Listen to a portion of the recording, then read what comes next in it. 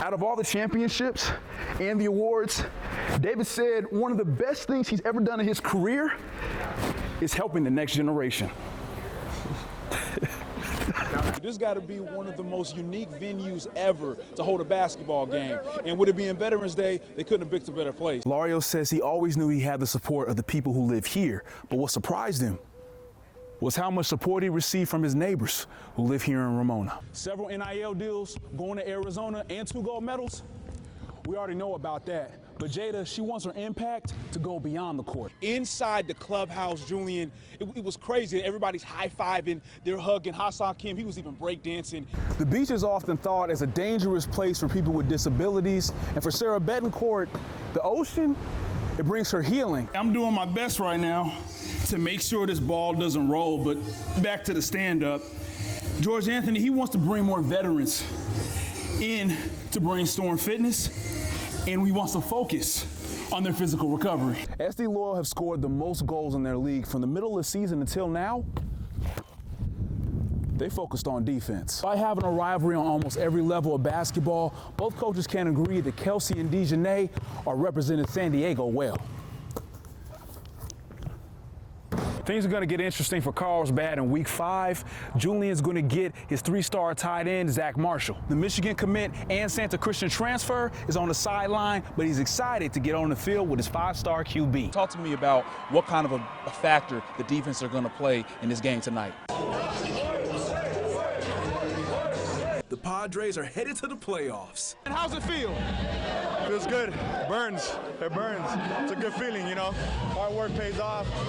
You know, this team has been battling all year. We've dealt with a lot of things. We've dealt with a lot of adversity. So, you know, to be here celebrating, you know, it's a blessing and an honor. So let's enjoy this night and then, you know, get back to business tomorrow. To have this in front of your home crowd, and especially for you from being here, what's it like? It's incredible. I mean, it's special for everybody on the same level, I think. But for me, I think I got a different understanding than most of these guys, you know.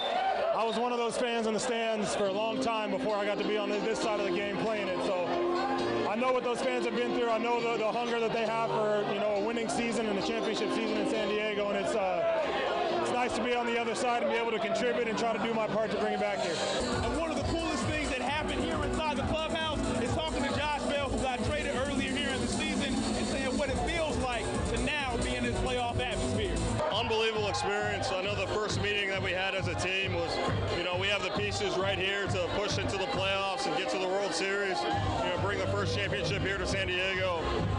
And this is the first step. You know, we get to celebrate now, and hopefully we can celebrate again here in a couple of weeks. While the Padres celebrate the moment, they know hard work is still ahead. Keep playing baseball like we have all year.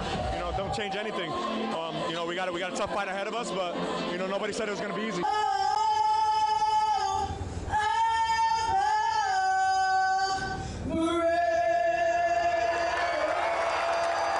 The NCAA Armed Forces Classic is in San Diego for the very first time.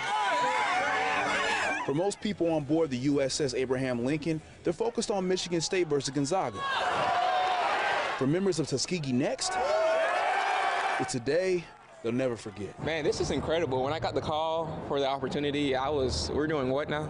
We're doing what? But to be here and to see the size of the aircraft carrier and to just imagine a full-size basketball court on it in a full game, it's incredible. The Chicago-based aviation program is focused on helping underprivileged youth get the opportunity to become certified pilots since 2015. Looking back on the hard work they put in on the ground and in the air makes this experience that much sweeter. It truly is a whirlwind of things going on, but it's all inspiring. So each aspect of today has just been a compounding component of how grateful we are to be here.